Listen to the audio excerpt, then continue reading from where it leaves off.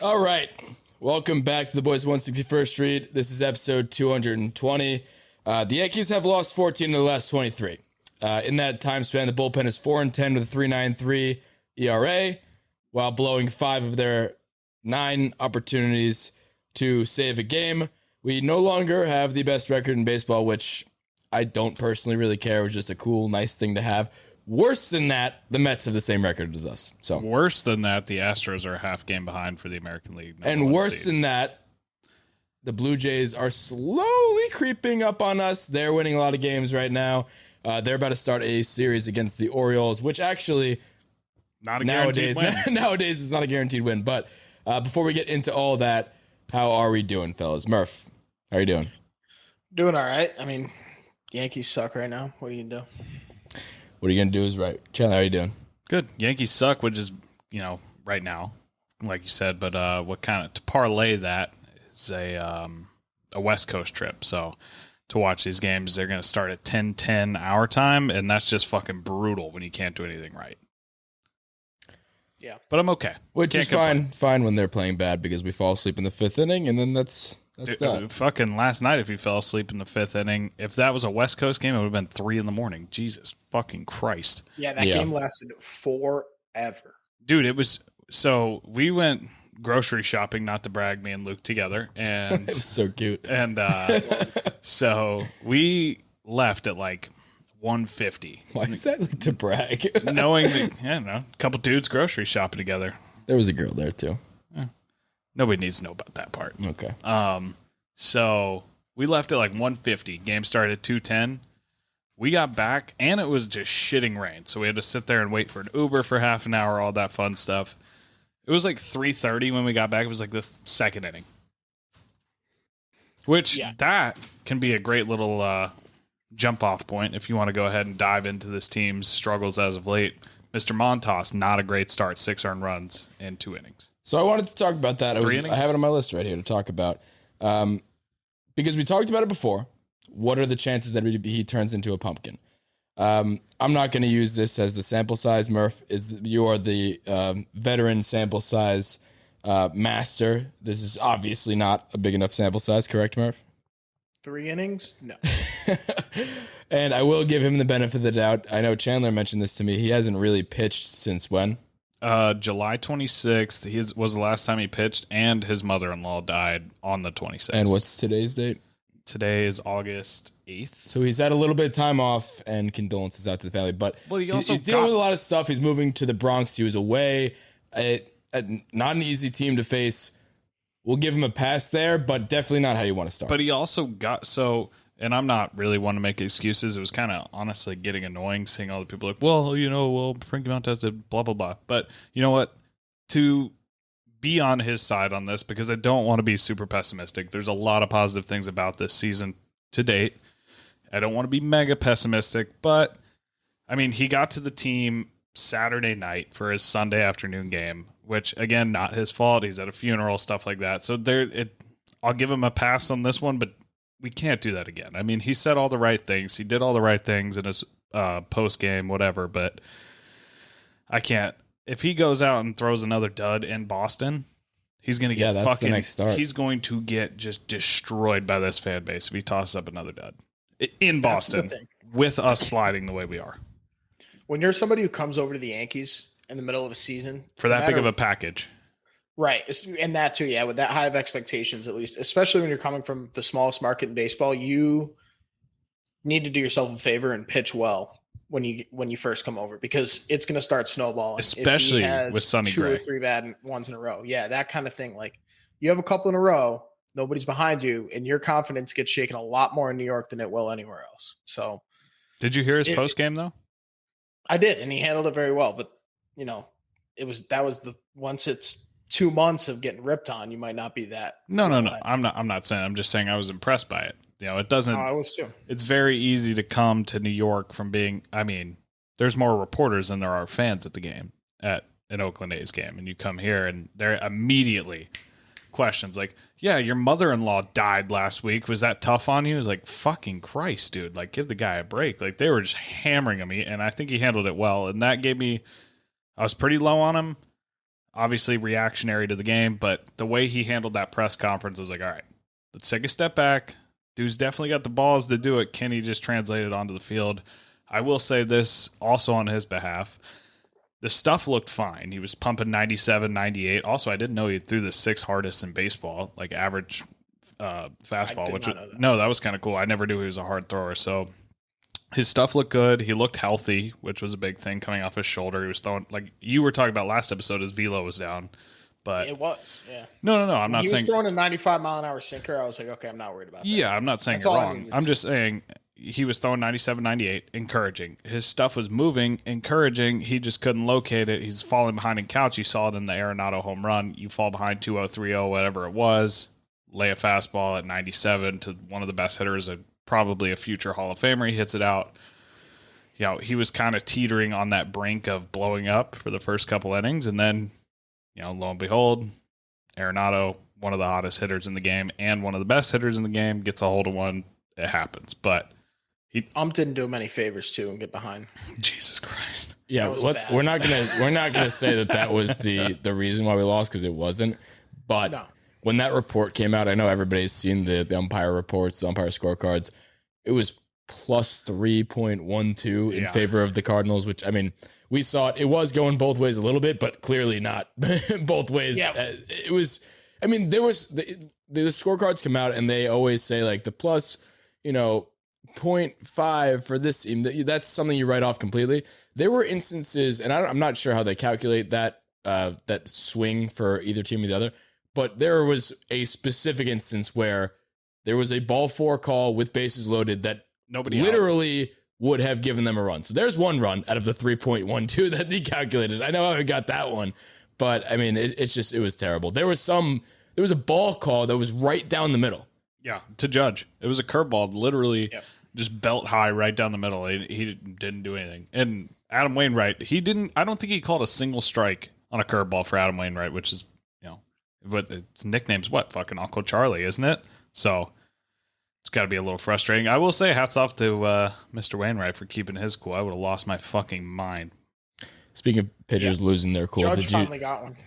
Yeah, Judge finally got one. He usually gets bad strikes called against him. He got, maybe that made up for it. Did you see the percentile rankings for that umpired game? Again, not saying that's why we lost. We did a lot of bad things, but so that ump scorecard actually does their percentiles. Accuracy, the 25th percentile. Expected accuracy, 30th. Accuracy above expected, 30th. Consistency, 10. Total run impact, 0. Favor, 0. That's a bad game. It's a bad game. Whew. All right. That obviously that did not have. It's worth talking. It's worth talking about, and that I hope he never umpires a single game. Ed Hickox ever. I never want to see Ed Hickox ever again. He's not going to be held accountable, but never want to see him again. Are you concerned at all? Let's put a button on this Montas thing. Does that first outing give you any extra concern that you may have potentially had before? I personally am not worried about him, but we did talk about the potential of him being another guy coming from a small market and turning into a pumpkin. Does this add anything to that for you? No. Yeah, it has to. I don't know how you could say no. Because like I said, there's so many. The stuff looked fine. The pitches were fine. It was location oriented, and he hasn't pitched in 2 weeks. He had a shoulder. He's pitched one time in a month, and he's coming off, you know, again, not making excuses for the guy, but, you know, he's coming off a month off of baseball. He's pitched one time, I think is what it was. He's got a death in the family, all these other things. I'll give him a pass on one game. If he goes out and gets shelled again, then it'll creep up in my head. But I don't think after this performance you can say that. I don't think it can add or subtract to it at all. I think it's just neutral for me.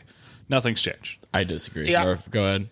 No, I agree with what you said. And I don't think anybody should be coming for his head from that outing. You know, like you said, stuff was there, couldn't locate, a lot of stuff going on, whatever. But there were some things that we were worried about anyway. And he didn't pitch very well. So I think it's easy to say that the concern is there. And it's not, you know, if he comes out and shoves it down their throat for 7 innings, and allows one run or whatever, then we're saying, oh, great, wonderful, not worried about anything. But that didn't happen. He struggled. Yeah. He couldn't find it. Whatever the ump had to do with that, whatever, he struggled. So I'm a little bit worried. He handled it very well. so I'm not as worried as I could be. But yeah, I think the concern's there. I'm with you, Murph. We brought up the point that this could happen. It still could happen. This didn't alleviate. It's more so that this didn't alleviate my concerns at all, which I was hoping that he would come out and shove, and then I could be like, all right, he's fine. Even if it's one start, that doesn't obviously sway in the other direction as much, but it does put a little bit of that concern to bed a little bit. This went from essentially, in my mind, I knew it was a possibility, so let's call it 1% chance he turns into a pumpkin. This made it like 8%. It didn't swing it at all, but it does factor in my brain. And like, if he does this a few more times, now I'm really concerned, especially considering we got him to be this number 2 on the team, and we need him now more than ever, especially with the Monty trade. And to boot, Monty comes out and he throws a 2-hitter against us in his first revenge game, let's call it, against the Yankees when we went into St. Louis. Before you jump on to anything else, I want to kind of take another point with what you were saying, is that I think that the concern is amplified given what the rest of the rotation looked like. Exactly. I mean, he was supposed to be the savior. There's not anybody that I'm that confident in. And he wasn't, though. Like you said, we need him very badly. We need him to be the player that we traded for. And he looked like that from a stuff perspective, but in terms of, you can't go 3 innings and allow, what was it, 4 or 5? You can't do 6. that. And I'm not full-blown concerned. I'm not hitting a panic button at all. I'm just saying, like I said, from 1% to like 8%, it's out world there. That I'm the positive one here, but you're a big Montas guy, and you were singing his song before coming on, and that's not to your fault. I'm just saying, I'm not going to ignore that this has. You can't say it has no impact at all on your expectations. Well, let me ask you this. If you're this concerned with Montas after one start, how concerned are you about Benintendi? Because he has shit the bed since he's been here. He's taken some walks. Say what you want. Yeah, he's getting on base, but he's supposed to be a 300 hitter. He's got 4 hits. I think it's 4 hits. We'll get into he's on hotter now. He had 2 last night, though. He had a double. It doesn't matter. Last night. And wait, I think just about anybody's going to struggle when they come to New York. Montas had 2 strikeouts. Like, you can nitpick stats here and there, but the bottom line is he hasn't been good since he's been here. I'm worried about. So are you scared? Because he's small market, and then he's here. So I am. And to be fair, I am worried about Benintendi. I'm not. We can't expect him to go and be like a 340 hitter when he gets over here too. But I mean, I think he'll figure it out the same way I think Montas is going to figure it out. But it's not like they're doing well and everything's good. They're struggling, and Efros is struggling too. He gave up 3 last night. The bottom line is this: probably most worried about him, but it's none of these. If we were playing well, these would all be afterthoughts. That's the bottom line: is the people that are causing this skid are not the new guys. You're right, and I'm more so worried because he was. Yes, I was worried specifically because Montas is in the group of people that's doing the worst right now, and that's not what we need. I'm less worried about Benintendi because the offense is doing not great, but it's not what the starting rotation has been looking like as of recently. So when you add the guy who is supposed to be that spark plug for the rotation, and he comes out and he does that, that's why it's just, you circle that as more of a concern than a guy. And again, it's one big start versus playing every night, and you can kind of hide when you walk, he walks a bunch too. So it's a little bit of that. So I don't know. And yeah, like I said, we're still putting up a ton of runs. Like, we lost last night. We put up 9 or 8? 9, got shut out the night before. Right. And so that's the thing is, and I think the reason that there's this concern is we were saying on August 3rd that we won maybe not won the deadline, but we got all the pieces we needed. We had an excellent deadline, whatever, but we had 1 cent. And so we've won 1 game in August. Yeah. So, and we're at 9 of our last 16. So yeah, we were struggling before that, and bringing in a couple guys isn't going to change that right away. Sure. But the bottom line is that we traded for all these guys at the deadline to make a playoff push. We're saying, cash your chips and whatever. And then we haven't won a game since the deadline. And we're going up against Seattle, who's a very tough team. One of the hottest teams. Kicked our fucking ass at home last week. Have Boston. Exactly. And then we have Boston, and then we have the Rays, and then we have the Blue Jays, and then we have the Mets. So give me one easy game before August 25th when we go and play the A's. I mean, it'd be almost a miracle if we can turn out a winning record over the next 2 weeks.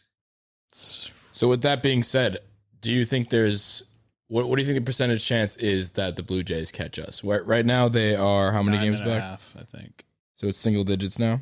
Yep. It went from 16.5 to 9.5, and it's going to be a race. I'll tell you that much. I mean, that'll happen when you lose 5, and I mean they're not super hot in the last 10 either. They're 6-4 or 4-6, but over the last more than that, we've been free falling, and I don't know. So we were what do you saying think? a month ago, do we sit Judge in the September when we're up 15 games? That was all hypothetical. That was no, I know, but I'm just saying look at where we were a month ago. We were on top of the world, and now we're dog shit.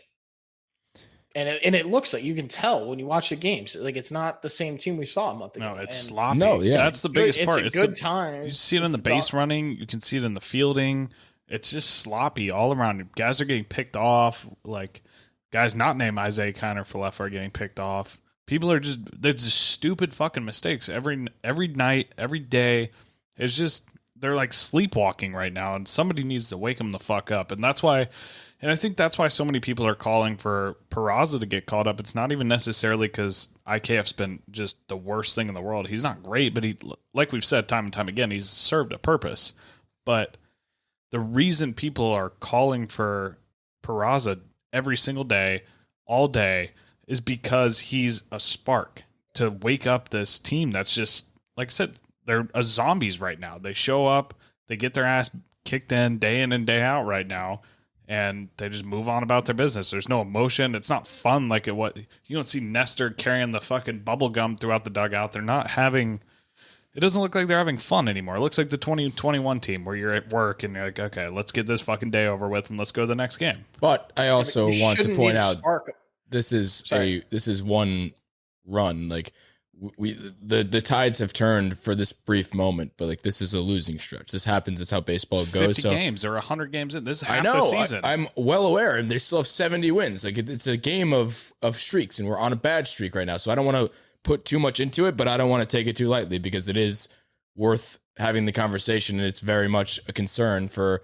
a lot of areas in the team. But we've afforded this luxury of being terrible for 40 plus games and still being up 9.5. So the sky isn't falling by any means, but it is like nothing's guaranteed whatsoever to even, I mean, I think we're going to make the playoffs. That's going to be fine, but the division is not a guarantee. We erase 6.5, 7 games in a month. So the fact that we need a spark a week after the deadline, I think, is a problem. That should be your spark. You brought in, they were saying in all the press conferences and everything, all the interviews after the deadline for the players that were existing on the team, they're saying, yeah, they bought in. They want us, like, it's a willingness to do what it takes to win a World Series from the front office, yada, yada, yada. There's your spark, and they've come out flat after the deadline. So is bringing up Peraza really going to be the spark? Probably not. If bringing in Montas, Trevino, Efros, and Benintendi wasn't the spark, then what is? It's got to come from within. Zach Britton. That's Joe. Shut the fuck up, Joe. That conversation starts and ends there. I get what you're saying, but like, why would you not want to try? Oh no, I'm all for. Okay, I just don't know. Like, yeah, like, actually, but that's not. It's not like him coming up is going to be the answer to playing flat. No. But I have one point I want to make on that, just because we've talked about it for weeks now. But I think it was like a Brendan Cuddy, whatever the fuck his last name is. It was like, yeah, IKF's the shortstop, get over it. But why? Like, it was like, yeah, you can't just toss a baby in water or a toddler in water and expect him to swim. It's like, but so you know what you're getting in IKF, right? And that's a below average shortstop. He's in the bottom third. We'll say that because different metrics grade him differently, but he's a consensus bottom third shortstop in the league, offensively and defensively. You know what you're getting, and it's shitty. Why would you not want to replace it with an unknown? The worst case scenario is he's the same thing. I don't get why the Yankees beat writers and the Yankees blue check guys like that are just so content with IKF, because it doesn't. And same goes for Ron Marinaccio, and same goes for Clark Schmidt. Is like, yeah, these guys haven't been there. You're just going to throw them out there in the water. Okay. The people you have out there that are quote unquote known commodities, that suck ass, you know what you're getting, and it's not good. So why can't you take that risk? Yeah, there's no ceiling there, and there's Like Domingo Germán, an endless amount of ceiling with Peraza or Clark Schmidt. It's untapped potential. It could end up being as bad as the current state of affairs with the people that you're running out there right now, but it's not. I mean, it's an itch that you want to scratch, and there's the only way to find out is to do it. And like, why can't you DFA Germán? Why? Like, yeah, I know he went 5 innings, 1 run. He's got no options. So then that's DFA him, cut him. Who fucking cares? You can't tell me that Clark Schmidt is not a better option right now, and you can tell me that, but I won't believe you. Clark Schmidt is better, or else what's the point of keeping him for this long? I agree, but I think it doesn't make sense to me. All of the recent World Series winners that you can think of are a nice infusion of free agents, homegrown guys, that young spark, the young talent, and good trades at the deadline. All these different things coming together. The Yankees have all that, but they're afraid to bring up that young talent. Look at Ron Marinaccio. I know he just got sent down, and I know it's a quote unquote numbers game, but if you're really looking at the numbers, you're losing by sending him down. You can DFA guys. You can cut some of the loose weight. Like at this point, and I like Lucas Licky. I like him a lot. Like, I think he serves a purpose on this team as a lefty specialist or as just a mop-up guy. But look at his stats against lefties. They're good. They're really good. But his stats against righties are terrible. And he's, like I said, he's mainly a mop-up guy. Like, look at his left-handed stats. Anymore. No, okay, yeah, because it's a 3-batter minimum. So that's what I'm saying. So that diminishes his value. Look at this. Lucas Licky. He's got a .64 ERA, 196 batting average against lefties, but against righties, it's over 4 and almost a 300 batting average against. Ron Marinaccio, the guy that you had to send down because of this numbers game, 1.18 and 2.41. Those are the ERAs against both. They're consistent against both. He's actually better against lefties. And then a sub-1 whip, a .4 whip against lefties. And he's striking out everybody. He's given up 2 hits on a home run, 3 hits since he's been back since getting sent down in April or May. It doesn't make sense to me because Licky's ceiling. Ceiling and his floor, and I don't think the floors are different. Like if Ron Marinaccio implodes, which I would argue we saw him implode earlier in the season, and it was basically what a Lucas Licky implosion is. That's my problem, and I'm just using that as an example. I'm not calling for Lucas Licky's head. He serves a purpose. I like him a lot. He's a good dude. He's a good locker room guy, but I'm just using it as an example. If you really care about these numbers games and stuff like that, why are you so scared to make a move that helps the team, especially coming down the stretch like this?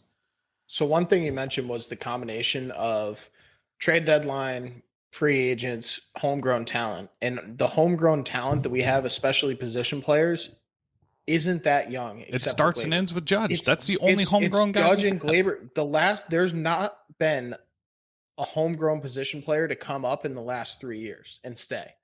Do you even count Gleyber? Gleyber and Judge are the last ones. And do you count Gleyber? He spent 1 year in our minors.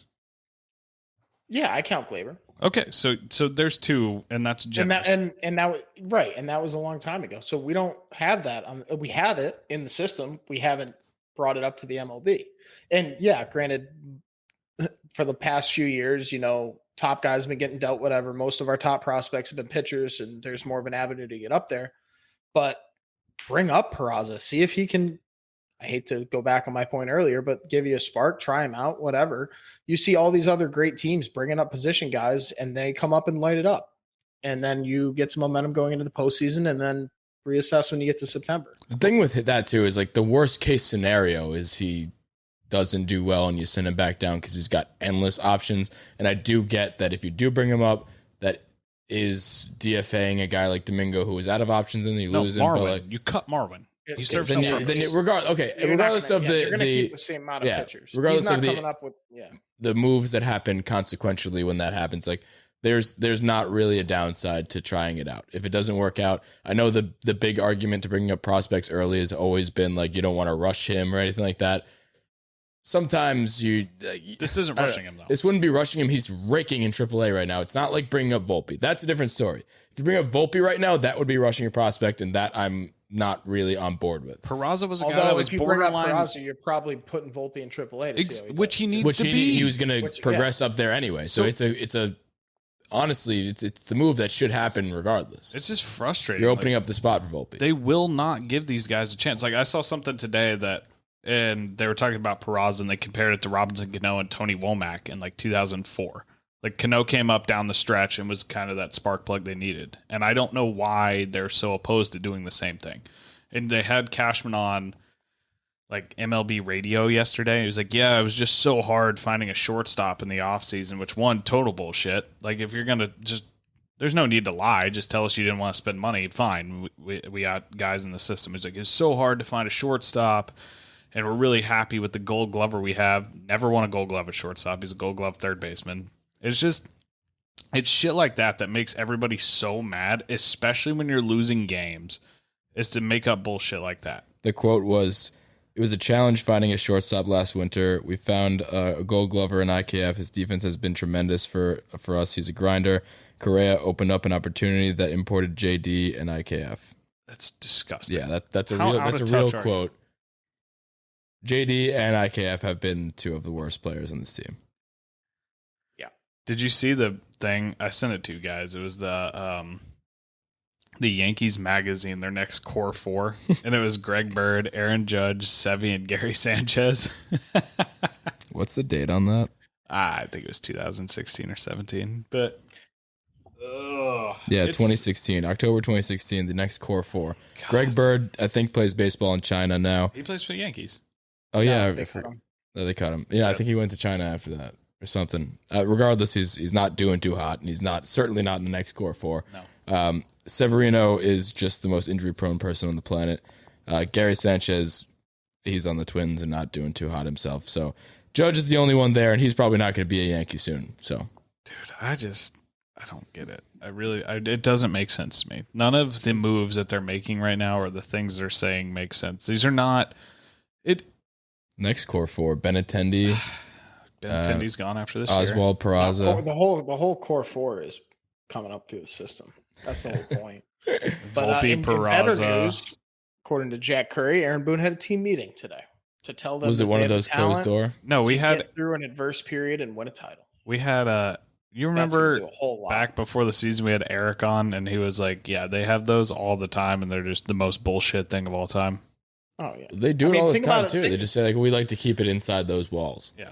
You think about when you're in high school and some guy tries to hype you up in the locker room. It's like the most crisworthy thing ever in hindsight. Imagine doing that to a bunch of 30-year-old men. It's not going to, I will say, though, I think Boone in his last year or so has been I have a lot more like locker room respect, if that makes any sense for him. Like he has a much better feel for this team. I think he's won over the locker room. Like it doesn't matter what the fuck I think, but like it doesn't matter if the locker room respect is from me or not. I think he has a good feel for the locker room. I think they like that he, gets ejected and all this stuff, whether it's got thrown out yesterday, whether it's forced or not. I think last time was not forced at all. Sometimes it's a little bit like he's trying to be that intentional spark plug within a game to get thrown out to just do it. But that was so well warranted. I mean, he does have like an anger issue, I think. So, you have to. Yeah. But I don't know. I think Boone has been all this to say, I think the meeting they had could have been something. I think Boone could fire somebody up. I think it'd have to be like his best speech ever. But I don't know. A team meeting doesn't put a lot of confidence in it. Is all. No, and the fact that a team meeting was called, it's like, I don't know, it's like calling a timeout when you get scored 15-0 and you need to give the troops a rest for a second. There's like rest, reset. Maybe it works. Maybe they come out tonight against the Mariners and just wipe the floor with them. Who's pitching tonight? Jameson Taillon. Yeah, that'll work. Okay, but one other thing I wanted to hit before we get into hot or not, because I don't think he's on the hot or the not list, is Garrett Cole. By proxy. Yeah, I guess he is by proxy. So we want to just get into hot or not then? I think we need to say some closing words on this skid because we kind of just went off on a tangent there. And that is, it's okay to be frustrated right now. I think that's one of the most annoying things that I see is like, oh, the Yankees have 70 wins and a 9.5 game lead. Like, relax, everybody. It's the ups and downs of 162. No, half the season now you've been bad. So it's the dog days of summer. It's totally fair to be upset right now. The brand of baseball they're playing right now is not championship caliber baseball. And that's the bottom line. There's no ifs, ands, or buts. You just sold the farm to make this a championship team. This is Judge's walk year. This is it. This is the make or break year. After this year, there's so many question marks going forward, and it's fucking aggravating to see him coming out flat every single night. So if you want to be upset, don't let people on Twitter tell you that you can't be mad, because you most definitely can be mad at this. Yeah, and the most important thing about this skid to me is that it's showing the holes in this team that it's all we thought make it not a championship team at times. It obviously can be. We have 70 wins. We're still on pace for like 105, I think, or something like that. It's just when you see them almost fall from grace when they're on pace to break the all-time wins record. Go back a month and a half ago, we were talking about them breaking nearly every record in the book. Obviously, that's not happening anymore, but that never really mattered as much. It was a cool, nice to have. Obviously, all we want to do is win a World Series and watch a team win a World Series and cover that team. That would be an absolute blast. Something we haven't done in our adult lifetime, at least. It's been, 13 years. So, I mean, what this recent skid has showed us, and it just, there is cause for concern, and it's everything we knew already. We knew we would have to go through the Astros, and we knew they were a great team, and we knew that, it wasn't necessarily a guarantee in the AL East because there's a lot of good teams. We thought it was more of a guarantee than it is now. Hopefully 9.5 is the furthest they come towards our division lead, but I'm not fully concerned with the division, but I more outside of that, it doesn't really matter about my concern about the division. It matters about my level of concern of can we beat, even if we do win the division, that doesn't alter my confidence of this team winning a series. Can this team win a playoff series? They'll probably make the playoffs, but all the holes are just matching up against all these playoff teams that we're looking around the board here. The Mets look amazing. The Dodgers look amazing. The Astros look amazing. The Blue Jays look amazing right now. Right now, amazing. Pretty sure they're getting their doors blown off by the Orioles right now. That's fine. The Orioles look amazing. The Orioles might make the playoffs. That's something to watch for everybody else. Is if they win. Oh, stop! They're one game out. Ever since they called up Adley Rutschman, best. It honestly is ever since then. And best also, catcher in baseball. I don't know how I would feel if I was an Orioles fan, because you're doing so well, and then you trade away Trey Mancini and Lopez, and then they had to. That's the highest value they're ever going to get, and they're right. Not winning But the World Series. You're potentially going to make it business wise, and for the longevity of this team for the next few years, that made sense. But it's hard. You're in a playoff tough race pill to swallow. I mean, if you're the fans too, the fans don't care about it being a business. People like us understand the business side of things, but the fan who goes there every day and just wants to watch a good product in the field and make the playoffs in a given year, that's kind of fucked up to just say we don't think this. And the players too that are still there, that's okay, you guys really didn't show enough, so we're gonna sell and kick the can down the road. Baseball. You have the best young guy in baseball. You want to build around him, and that's what the move was. If I'm an O's fan, it sucks, and they're playing well and great, but are you going to maybe sneak into a wild card? Of Trey Mancini, that's fun. That's exciting.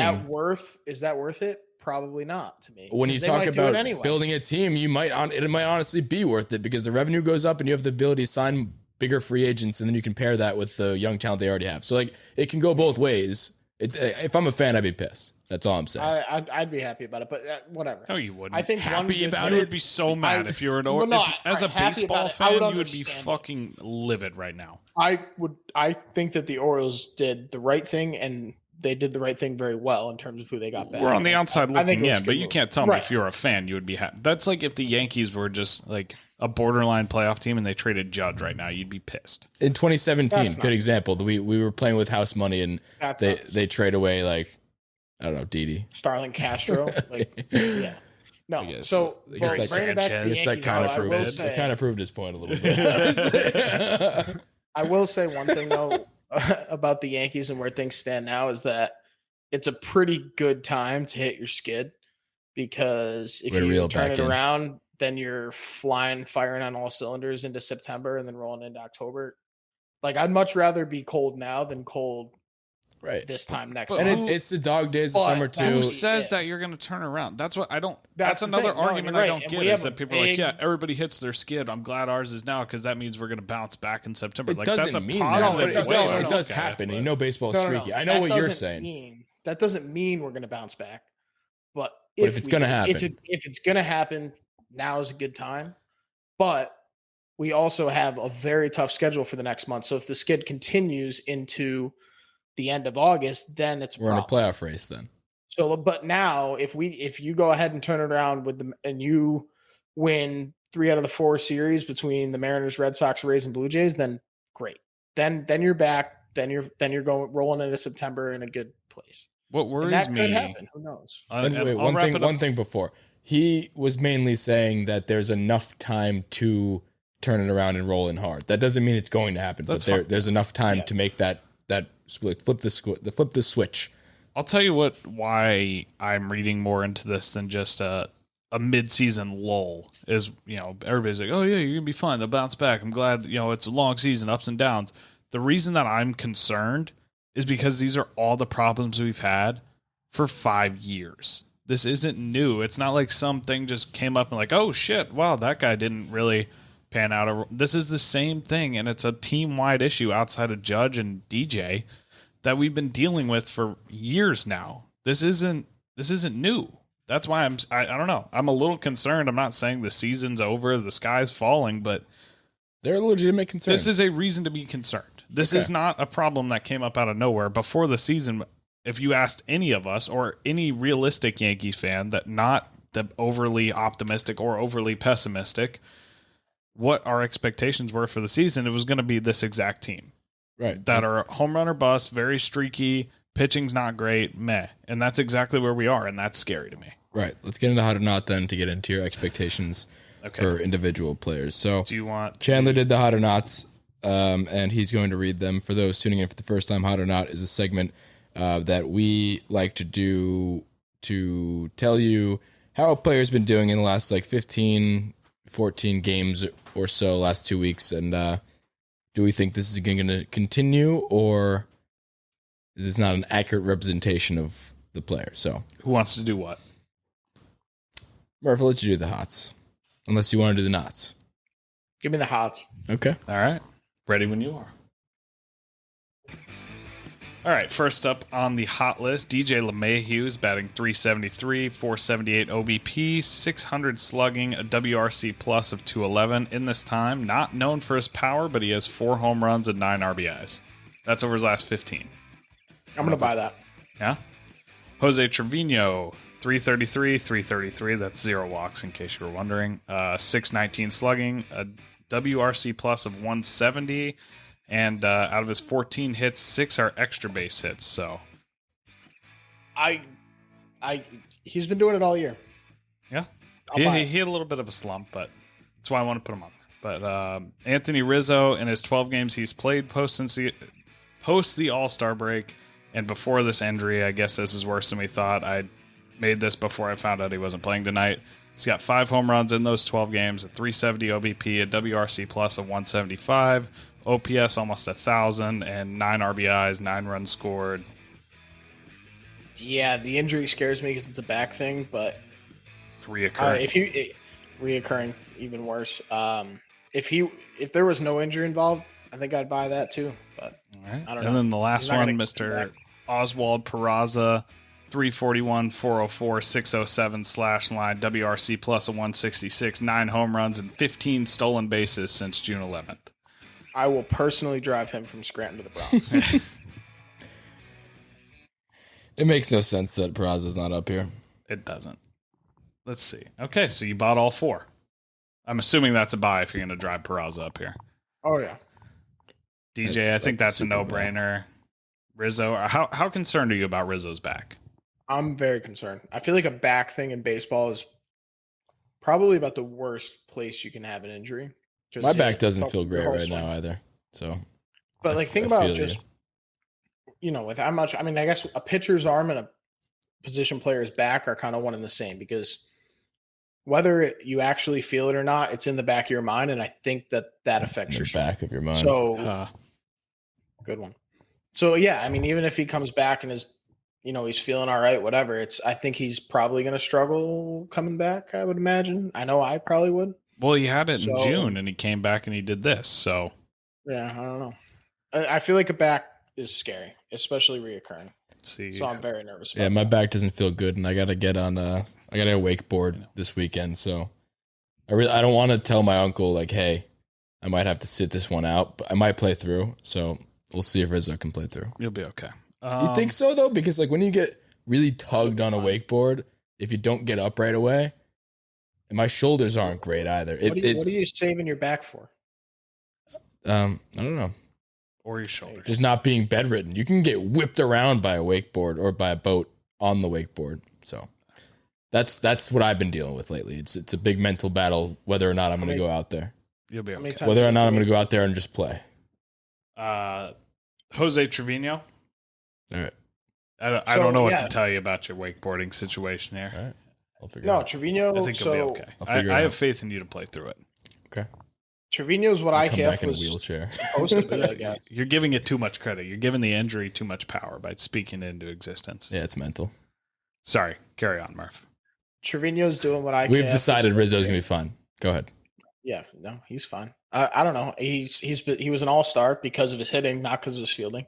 True. And here he is doing it again. So, I'll buy it because, I don't know. Dude, he hit 2 home runs in one game. That was awesome. That was the last game we won. But every time he hits home run, it looks like an accident. Dude, that was the last game we won.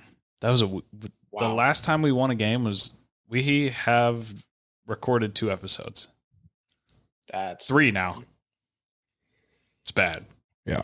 But he did hit 2 home runs there. And then Oswald, we talked enough about that. Speaking of bad, do you want to get in the knots? Yeah, here shortly. Peraza, dude. 15 stolen bases. We've talked about it a ton. He's so exciting. Volpe is 37 this year. Dude, he's stolen bases? Yeah. And 16 that is crazy. Isn't he not like that fast? He's just a good base runner. He's pretty fast. Well, you got to be fast at 37. You got to be fast. You can be a good base runner and get like 20 in a year maybe, but 37 you're He's certainly not slow. But I think it's more of the base running. A good base runner, he's got like 11. Judge has a sneaky 11 steals, and I love it. Yeah, you're just proving my point. Oh, I think something real quick to note before we go to the knots. I think like a week or 2 ago, we were talking about how DJ's heating up, and you were like, yeah, he's going to have to hit like 400 to get his batting average back to 300. He's been doing it, and he's up at like right around 290. So, yeah. All right. It's pretty cool. There you go. Tip the cap to DJ. Pretty cool. Okay. He'll finish above 300, I think. Above 300? I still don't think he's going to do that. No, he'll get like 293. Didn't you just say he's at 290 right now? Yeah, but he would have to sustain a 380 batting average. I don't know, man. I think he could do it. Okay, no. I think the math makes it. See, I think he has to hit like 315 for the next 2 months. When he has this conversation, I said that he'll have a 300 batting average from that point out, which I agree, he probably will. He's 400 right now. Yeah, he's not going to keep doing that. Whatever, man. There's no way. Nobody does that. Water bet. He's not Pete Rose. Did you hear Pete Rose on the broadcast last night? No. Oh my God. I wish I had that queued up and knew how loud to play it on here. He was talking on the broadcast. He was like, yeah, he threw me a cock shot and I hit it. And I was like, shit, man. I was like, on live TV. That was after they asked him about like sexual assault allegations. Like, no. That's the way to get yourself back in the league. Yeah. He was Why are they asking him about sexual assault allegations? It was like in the 70s and he was just like, surprised he's loud on the broadcast. Why is anybody bringing that up? Yeah, I'm also surprised he was loud. He's blackballed from the league. I'm surprised they allowed him on there. All right, here we go. Let's see. Maybe this is too loud. Maybe it's not. We'll edit it, but it'll be cool. High fastball. And Joe didn't know what to say. Joe said, no shit. You have a cock high fastball. Cock high fastball. Joe said, no shit. All right, let's get on the knots. Okay. Who wouldn't gamble on their own games? Nice. It's just being confident in yourself. That's Calvin Ridley. Did he bet on his side or the other side? Pete Rose or Calvin Ridley? Pete Rose. He bet wrote on bet on his himself. own team. Yeah. His own team. I mean, Judge is betting on himself. His own games. Different way, but All right, we're doing the knots now. just a more modern way. Okay, first up on the not list, the entire pitching staff. That's how what I meant by Garrett Cole by proxy. Over the last 30 days, they have a 4.63 ERA. Like you said earlier, 5 blown saves. They've given up 33 home runs. The bullpen their left on base percentage. They're 25 out of 30 teams. Win probability added by the pitchers. Negative 4.87. I don't know what that means, but it's dead last in baseball. Their clutch factor of the bullpen is almost at -4. Don't know what that means either, but that's also dead last in baseball. And their hard hit percentage of balls given up is almost 30%, and that's good for 19th out of 30. I am concerned about the starting pitching, or this is the whole pitching everything. staff. Yeah, Bullpen and I'm very concerned. My concern, we'll talk about this more later, but my concern stems from the ace of our staff being not an ace. So Would you say a pumpkin? not a pumpkin, but not an ace. Gleyber Torres, over his last 15, he's slashing 200, 235, and 323, a WRC plus of 57, 20 strikeouts to 2 walks. I'm gonna sell that. I'm not very concerned with Gleyber. I think Did you just say 20 strikeouts to 2 walks? Yes, I did. Oh my god. It's pretty bad. I think he's having a nice year. This is just a slump. I think this last 15 games, I think he'll turn around. All right. Aaron Hicks, last 15, 163, 255, 163, a 27 WRC plus. He was 0 for 33 before his monstrous 3-hit game last night. 0 home runs, 0 stolen bases towards his 30-30, and 11 strikeouts. I'm gonna buy this, and I think hot take. I don't know if it's hot. It's probably not a hot take, but I think Harrison Bader is going to be the starting center fielder for this team in the playoffs. All right. And the last one. Oh shit. I think, yeah. We alluded to it earlier. Andrew Benintendi, since becoming a Yankees, 4 for 39. That's good for a 133 batting average. He does have a 308 OBP, which still isn't great, a 200 slugging, a 61 WRC plus, and he's striking out almost 21% of the time, which is up 8% from before his Yankee days. I'm going to sell this. I like Benintendi. I think he's going to be good. All right. So I bought the pitching staff, bought Hicks, sold Gleyber, sold Benintendi. Do you we really Real think quick the on pitching Gleyber, staff's and before the pitching staff's going to be the longest one. Can we Yeah. start quick We'll do with everything else Gleyber? before that, yeah. Whatever you guys want to do. I just feel like Gleyber, that I did not know it was 20 to 1 strikeouts to walks. And that the reason that concerns me is that when he was struggling the last few years, it was because he was not a disciplined hitter. And then this year, the reason that I felt like he's been better is that he was a more disciplined hitter. And what that tells me is that he's regressed back to whatever the hell Last he year. was trying to do before. And I mean, we kept saying for the last couple of years that he's trying to do too much. He's trying to crush home runs, trying to be this player that he wants to be, and not simplifying it and just taking it pitch for pitch and waiting for his pitch, whatever. That's concerning. That 20 strikeouts to 2 walks is very concerning. Your reaction to that was awesome. But That's crazy. 20 strikeouts is a lot of strikeouts. what scares me is that Can't do and I don't know if I'm either, right or wrong on this, but it's kind of like a 1B to what you were saying. I feel like whenever he was hot and we were talking about Gleyber being all the way back, he was driving the ball the other way a lot. And I don't really think we're seeing that right now. It's a lot of soft contact, especially if he's going the other way. It's a lot of hitting under the ball and their bloop singles or pop outs, like almost Aaron Hicks-esque, who also was on this list. But good Gleyber's driving the ball in that right center gap. And that is something we have not seen in a while, and that concerns me. Stop playing with that wire. What wire? Absolutely. Your toe. Oh. Hicks, too. The crazy thing is that every stat you just read was only lifted by his 3 for 3 night last night. So he was really, really fucking bad. Talk about Hicks. Yeah. His first 2 hits had a combined exit velo of like 90. The first one. Well, yeah, he pokes it down the line. That's how you know, too, that like the Yankees are struggling, is because he pokes one, like not a base hit. A broken Should not bat have been a base single hit. against the shift, and then a bunt single, or like a swinging bunt single. Swinging bunt down the third baseline. And they're like, oh, like he needed this 3 for 3 night. And like, he just got lucky. He had one, the third one was like a base hit, but they're like, oh yeah, that'll break you out of a slump, a 3-hit game. Like, dude, He's that was not a putting one-hit good game. swings on the ball. No. Can I talk about Garrett Cole for a second? Go ahead. Do you want to wait till we get to the pitchers, or do you want to talk about Benintendi before we do that? I don't know if there's a lot to talk about with Benintendi right now. I think he looks better. The sample size is more so his Royals days. I think this is a transition period for him. I'll get back into it. I think you're right. I'm cool with that. Garrett Cole, on the other hand, last 3 starts has a 7 ERA, 307 batting average against, a 520 slug against, only 23 strikeouts. That's not actually that low. He's still striking out people, giving up good amount of home runs. That's the problem. That right there is the one you need to circle, emphasize, bold. Like he's not. Yeah, you're right. It's the home run. He's still striking out people. He's not walking a lot of people. He's got a 3.8 walk percentage in the last 3 games. People are just getting a lot of hits on him, and a lot of them are going out for home runs. So if you want to circle something like the blow up innings, you're right, Murph, and like the expected stuff is lower, so maybe he's getting a little unlucky. But unlucky or not, I just don't see him right now as a person I'm confident whatsoever in going into an opening game of a playoff game against the other team's best guy. But he's going to be. That's the thing. Exactly, and that's why I'm saying that's why I bought the pitching staff as a whole, because I mean, look who he's going to go match up against. Can you confidently say that Garrett Cole is going to be our dude going against, let's say, any matchup you name it right now? Pick Verlander. Pick Verlander. That's what everything's boils down to is the Astros. Look at our rotation lined up against the Astros right now. You can't pick out a win.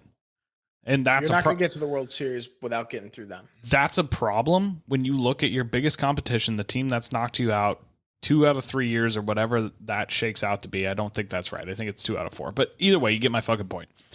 Look at how those first 3 games shape up.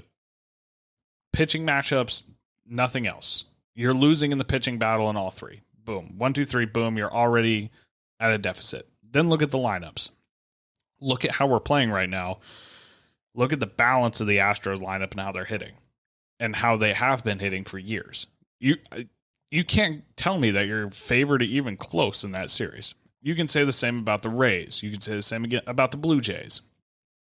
At this point, I mean, there's a couple other teams in the American League. Like the Guardians have a good pitching staff. The Twins pitching staff isn't terrible. Like it's as it sits today on August 8th, that's a huge issue. And I'm going to use the Astros because that's the biggest one. And I'm assuming hopefully we'll be able to take care of business in the DS or do whatever. But like you said, the World Series runs through the Astros. There's not a single pitching matchup that I'm confident in. There's no game where I'm just like, okay, we got our ass beat in game X, but we got player Y on the mound. I can relax a little bit. We got a win coming our way, or at least, a shutdown performance. The offense has just got to scrape together 1 or 2. There isn't that on our team right now. No. And one thing I want to point out, too. That's a huge issue. Jordan Montgomery's ERA is 3.53. Garrett Cole's ERA is 3.56. That's so misleading. Like, no, it's not. Is it, though? It's a full body of work. No, I understand, and I know it's a big sample size, but they're not the same pitcher. No matter what Jordan Montgomery's ERA is, if he has a better ERA than Garrett Cole and he's still on the Yankees, Garrett Cole's still getting the ball in game 1. And it's about the next start. It's not, he had a couple of blow-up games, a couple of blow-up innings, and he's got to figure that out. And the pitching staff as a whole is not going to be back into the hot list or whatever until Garrett Cole is, because he's your ace, he's your guy. He needs to figure it out in order for everybody else to figure it out. There's no circumstance where the pitching staff as a whole is pitching well and Garrett Cole is still doing this. What concerns me is the bullpen. Anybody.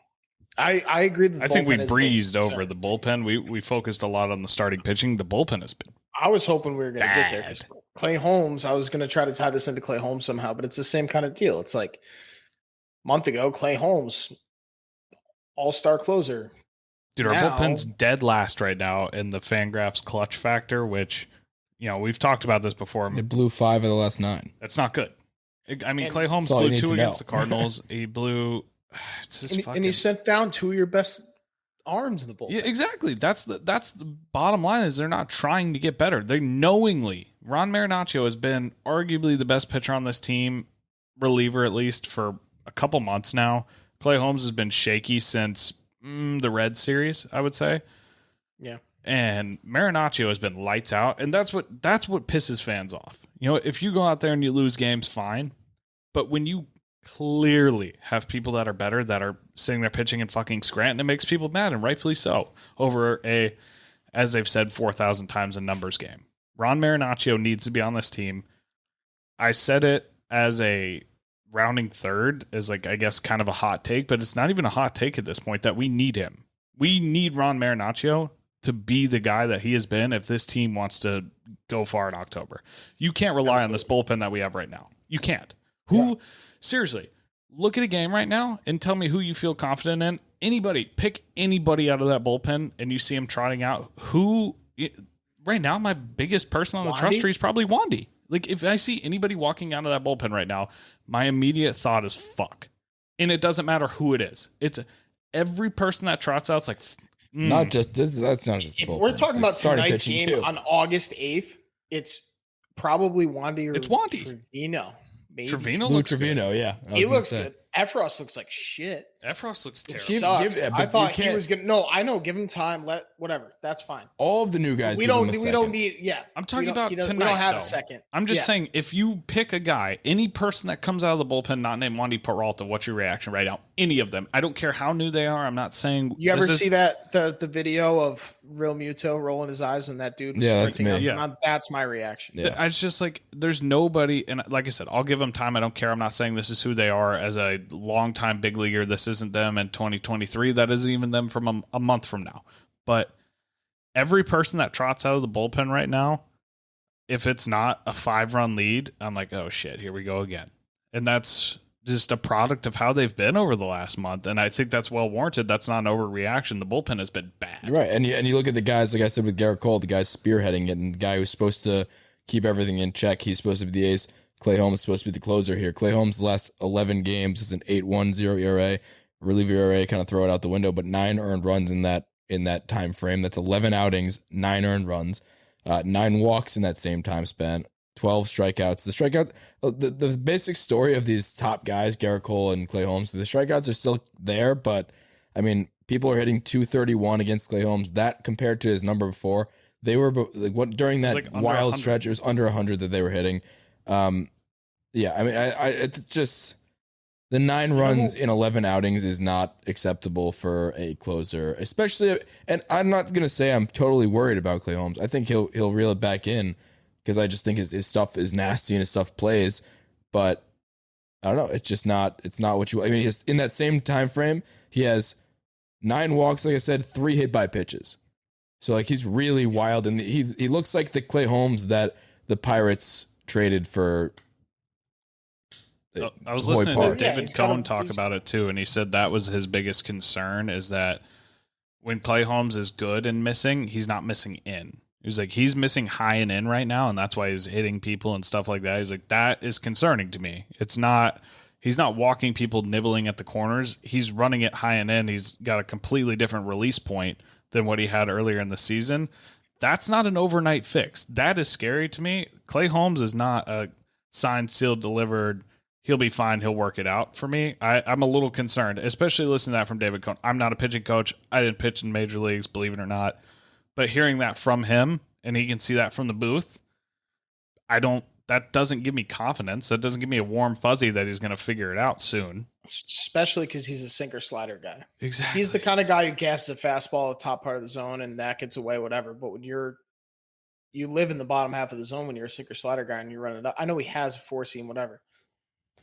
It's concerning. And the other guy that we should have mentioned as somebody that I'm somewhat confident in is Abreu. I think he's been pitching really well, but he's not really a high leverage bad guy. lately. He's been bad lately.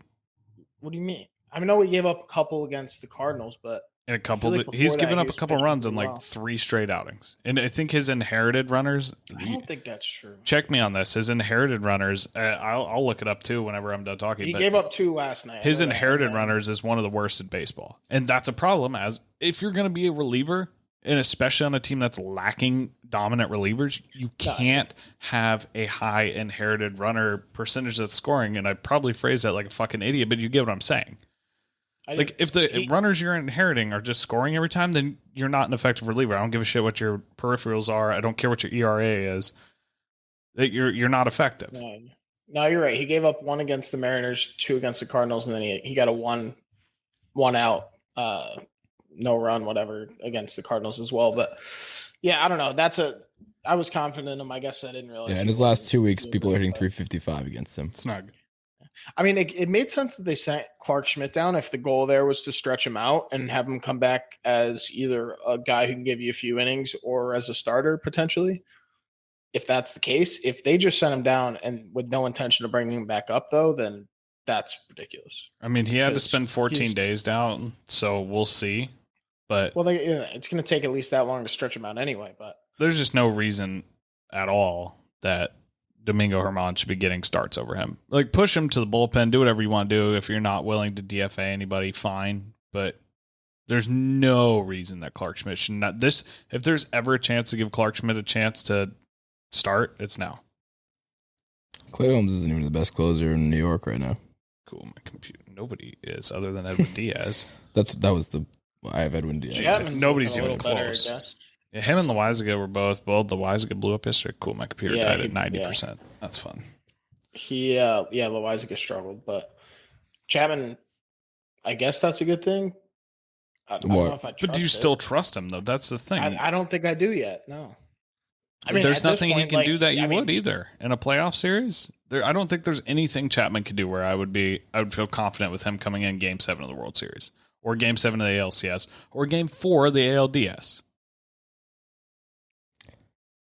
Speaking of Edwin Diaz for a second there, I know everybody's like freaking out about his walkout. His trumpet? I don't think it's that cool. Oh, you're on my team? Oh, yeah. Everybody, like, it's all over the MLB page. It's all over. Everybody's just like, oh my God, this is like the coolest, like nothing like a good walkout. Like that's not like an Enter Sandman. This is better than Mo. Yeah, okay. Yeah, wait. That's where I draw the line. It is by no means cooler than Mo. I don't even think it should be in the same conversation.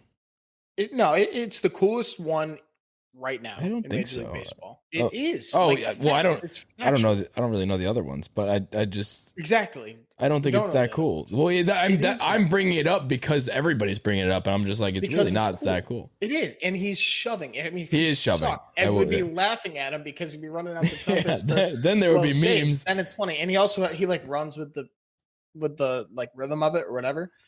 I think it's cool, and I think he's very good. Maybe I'm just being a hater. I think you are. I'm on your side. No offense. Luke. It's very cool. Right, if he was on the Yankees, we would be so fired up over it. It's not even fun. And we would be comparing it to Enter Sandman. Well, he ain't. Not that it should be, but he ain't, and he won't be. And that means. And I don't want him either. He can't. The pinstripes are heavy, Murph. They wear pinstripes. We should have brought in his little brother. Oh, yeah.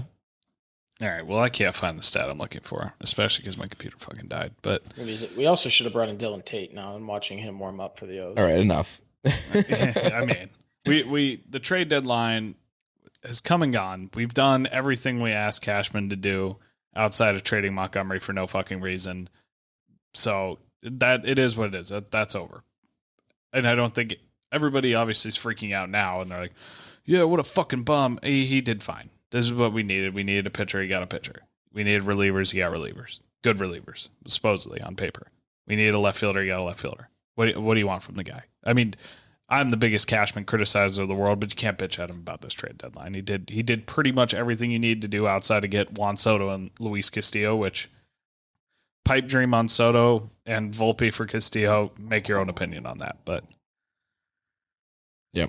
No, I think on paper he did the right thing, and they're struggling, but I want to win. You have to take two from the Mariners. I decided today that if we do well in the playoffs, God, I hope we make it past the first round. I'm going to celebrate every round as if I were on the team. Like, I'm talking champagne shower in my house. Like, every single one? Yeah, I'm going to smoke cigars and shoot champagne all over the city. I'm going to go nuts. All right, might quit my job. I don't know. All right, do it. I can't do that. I wish I could. All right, I think that'll do it from us. There always comes a point in the podcast that it just completely derails to just Chandler talking about quitting his job, and I think that has hit that point now. So, thank you as always for tuning in, and let's hope the Yankees don't keep losing. Hopefully they'll have a win by the next time we talk.